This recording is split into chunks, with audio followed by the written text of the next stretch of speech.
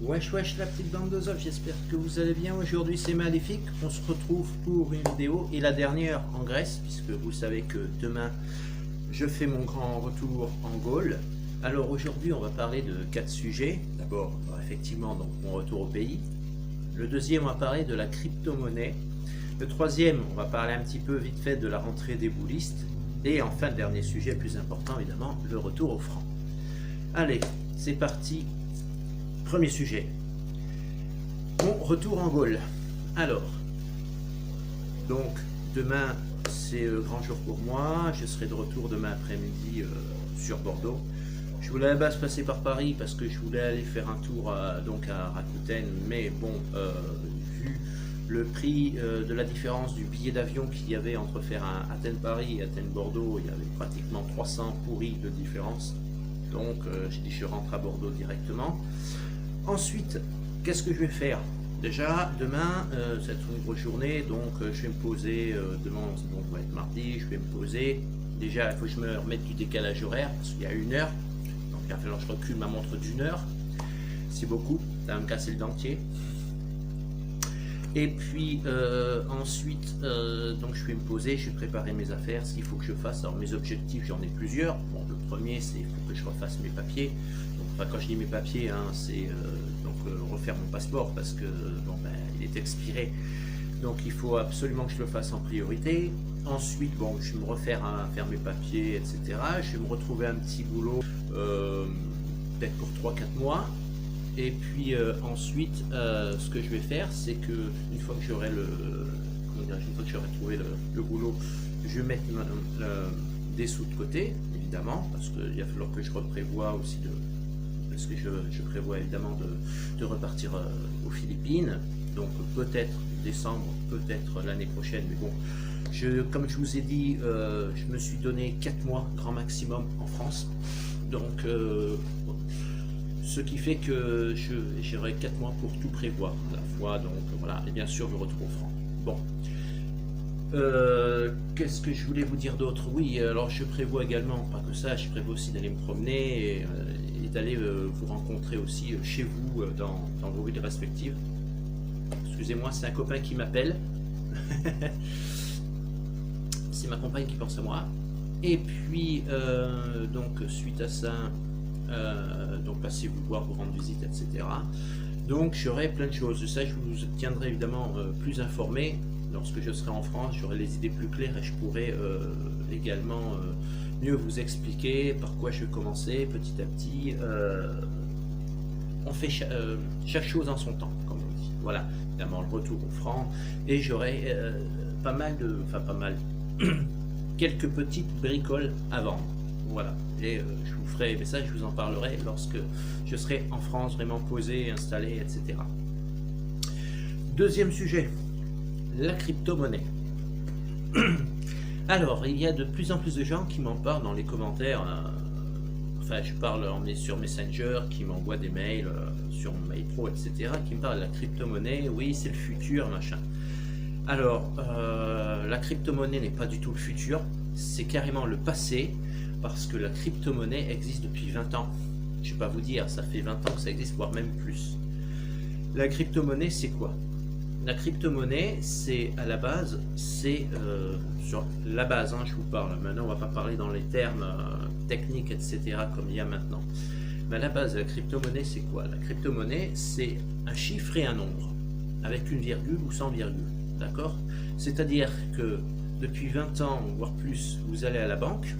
D'accord, vous déposez 100 francs à la banque, ils sont crédités sur votre compte, d'accord, mais ces 100 francs ne sont plus réels, ils sont crypto-monnaie, d'accord, c'est-à-dire que c'est plus qu'un nombre, c'est un nombre qui est écrit sur votre compte et il a été fait en crypto-monnaie. Vos 100 francs réels ont totalement disparu, ce n'est que de la crypto-monnaie. Et lorsque vous avez des opérations en fait sur votre compte, quand vous avez des prélèvements, quand vous avez des virements, quand vous avez, je ne sais pas, par exemple, si vous avez des comptes titres, des parts sociales, des livrets A, des transferts de comptes, etc., tout ça, c'est déjà de la crypto-monnaie. Donc la crypto-monnaie n'est pas le futur, c'est déjà le passé. La seule chose qu'on peut dire en futur, c'est que la crypto-monnaie va devenir une monnaie futuriste, c'est-à-dire que ce sera un peu le même principe que le fonctionnement Monero qui a essayé, qui a fait un flop. C'est-à-dire que dans le futur, la monnaie physique n'existera plus d'ici 10-15 ans. Je pense, je n'affirme pas, c'est une supposition, que la monnaie physique, le cash n'existera plus. On va tous se balader avec une carte, donc ce sera une carte bleue, voilà, tout simplement, et qui sera le même système que Monero, donc c'est-à-dire qu'on ira acheter son pain avec la carte, on ira payer ses courses au supermarché avec sa carte, on fera tout avec une carte, puisqu'on ne pourra plus avoir d'argent d'espèces, d'argent liquide, puisque cela n'existera plus. Voilà. Est-ce que ça a du bon, est-ce que ça a du moins bon? Honnêtement, oui, dans un sens ça a du bon. Sur le plan de la sécurité, ça évitera les vols, de se faire agresser, surtout pour les commerçants. Je pense à eux, qui se font agresser tous les jours de plus en plus, malheureusement.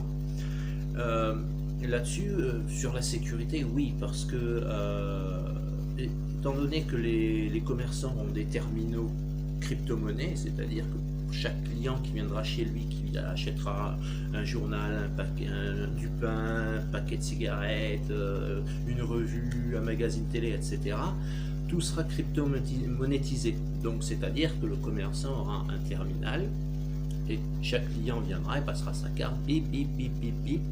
Donc ce qui fait qu'il n'y aura plus d'espèces. Donc au point de vue de la sécurité, oui, ce sera l'avantage. Ça, c'est une évidence. Après, le gros désavantage, c'est que pour des gens comme nous, d'accord, des gens comme nous qui ont, voilà, la trentaine, la quarantaine, bon, arriver à s'adapter à la crypto-monnaie, pourquoi pas? Il faudra du temps, faudra que ça se passe, faudra que ça se mette en place, d'accord, parce qu'on ne pourra pas mettre tout ça en place en 3 jours. Cela va prendre du temps. Donc pour des gens qui sont disons pas trop bêtes entre guillemets, ce sera assez simple. Maintenant, le gros problème, c'est qu'il va falloir expliquer ça aux personnes âgées qui ont entre 60 et 80 ans.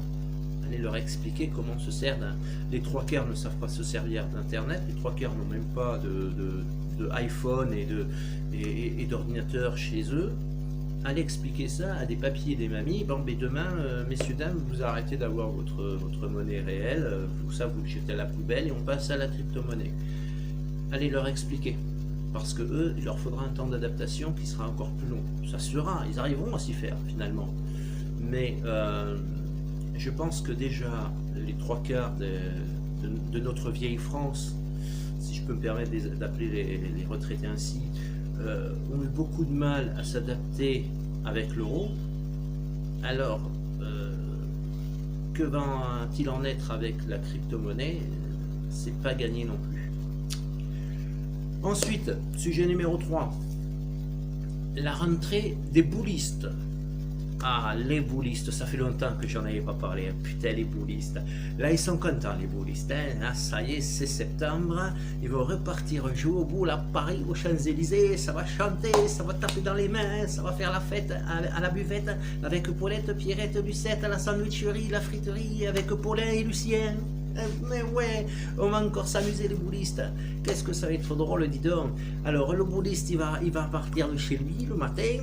Il va aller prendre le train pour aller à Paris, il va chanter, il va danser, et puis, alors, s'il a de la chance, il rentre entier chez lui le soir, mais rien n'a changé, et en plus sa situation a empiré parce qu'il a dépensé des sous pour aller à Paris, ou alors, ben, il est à l'hôpital parce qu'il est borgne, il a perdu un œil, ou alors parce qu'il s'est fait arracher une main, ou alors il est derrière les barreaux en prison parce qu'il s'est fait tabasser à coups de tonfa pour le plaisir. Bon. Qu'est-ce que ça va être bien les boulistes. Mais moi franchement, ils sont tous dans la rue à jouer au boule là au mois de septembre, mais pourquoi ils sont pas allés au mois de juillet, au mois d'août les boulistes? Hein? Parce que quand on a les moyens d'aller faire trempette cul dans l'eau, on va pas chialer après à Paris, hein, jouer au boule en disant ouais la vie est trop chère, ouais Macron démission, on n'aime pas la police, hein, tout le monde n'aime pas la police. Hein. Quand on a les moyens d'aller faire trempette cul dans l'eau avec les enfants, on va pas chialer après, parce qu'il y a de véritables boulistes, eux ce sont des vrais, hein, et eux ils n'ont pas les moyens d'aller faire trempette cul dans l'eau, et pour ça qu'en juillet août ils étaient dehors les boulistes, les vrais boulistes, hein. Les autres, pour moi, ce sont des boulistes, enfin, je parle les vrais gilets jaunes. Les vrais gilets jaunes, ils étaient, au mois de juillet, au mois d'août, ils étaient dans la rue en train de manifester parce qu'eux, ils ont pas les moyens de partir en vacances. Mais les autres qui reviennent, pour moi, ce sont des boulistes. Ce ne sont pas des gilets jaunes. Voilà, parce que quand vraiment on crève la dalle, on n'a pas les moyens d'aller faire trempette cucu dans l'eau, dépenser je sais pas combien pour le pétrole, enfin, du moins pour l'essence, le gasoil, bref, on s'en fout. On va, qu'on s'appelle la location du camping ou du mobil-home ou de l'hôtel ou ce que je sais. Aller dépenser des sous pour le matériel pour aller jouer à faire trempette cucu dans l'eau à la plage, acheter une pelle et un seau. Bon, tu me dirais une pelle et un seau pour un gamin, bon, ça va pas ruiner, mais c'est quand même des petits profits, des frais comme ça.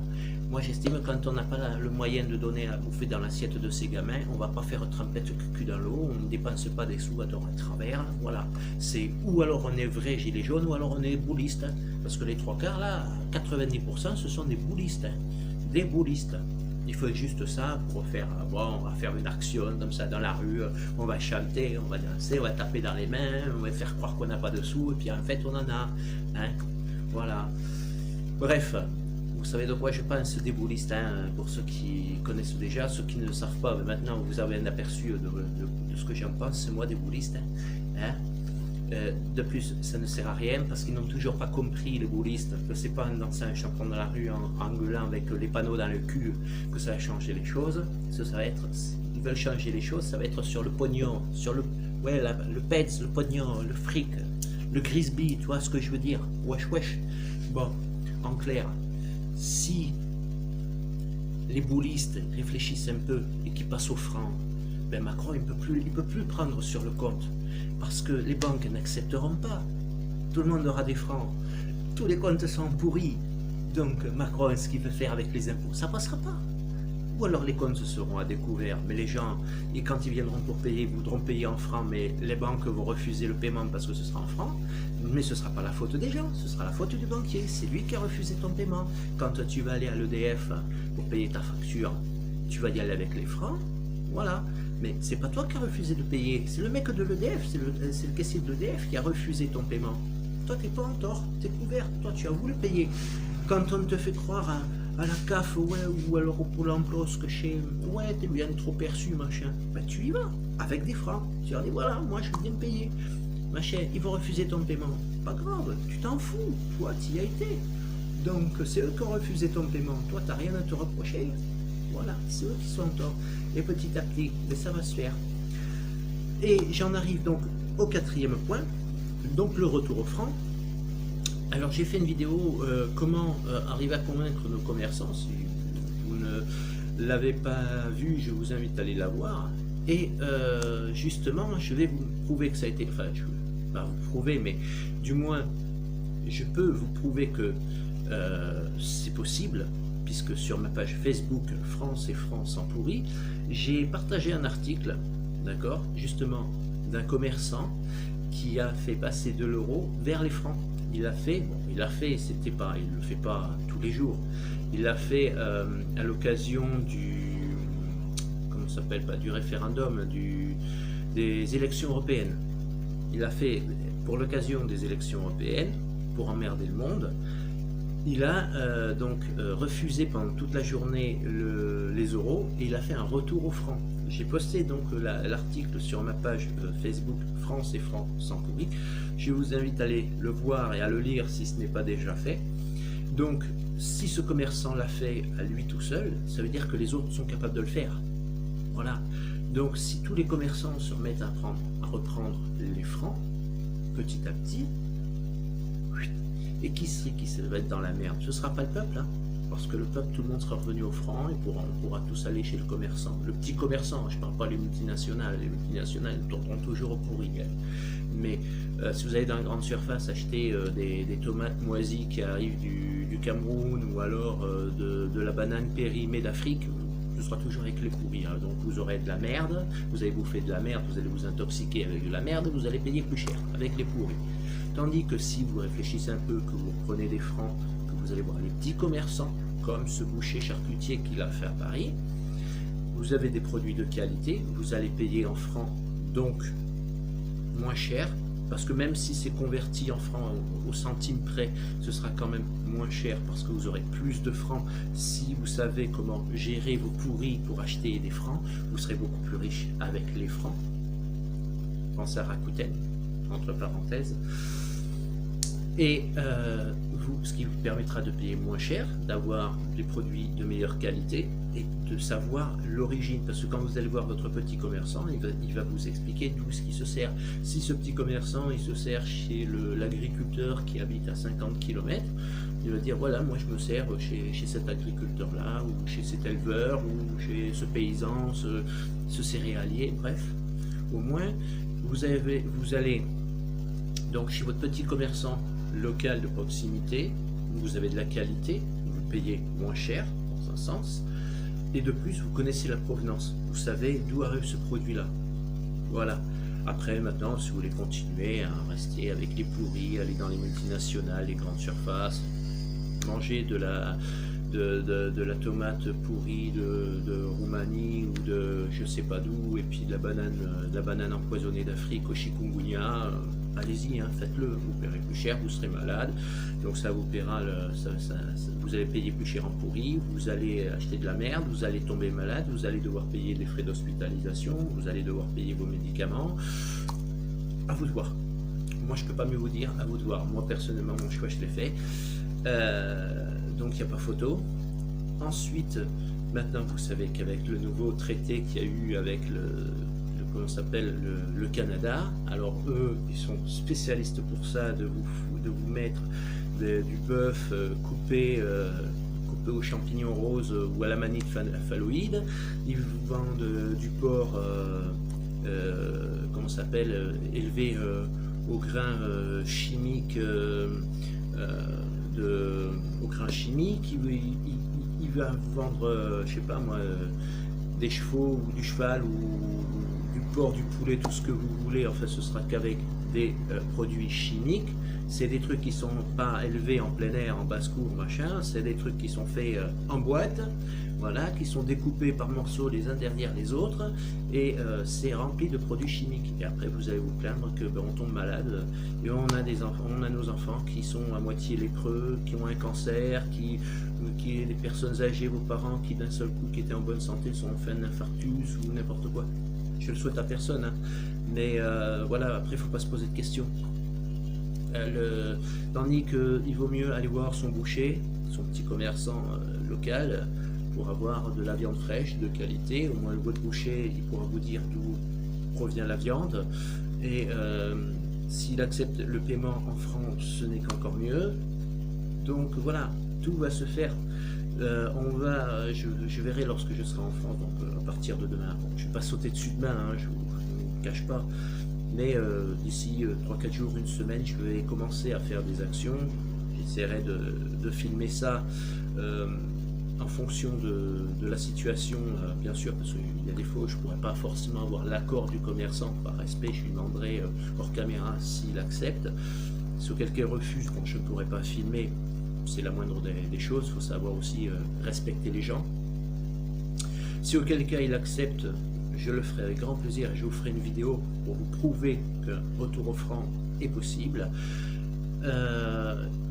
Donc je vous invite évidemment, comment dirais-je, parce qu'on va arriver à la fin de cette vidéo, d'ici là, de bien vous porter, enfin portez-vous bien, voilà, c'est ce que je voulais dire. Excusez-moi les moments, parce que je suis un peu aussi entre la transition Grèce et France en ce moment.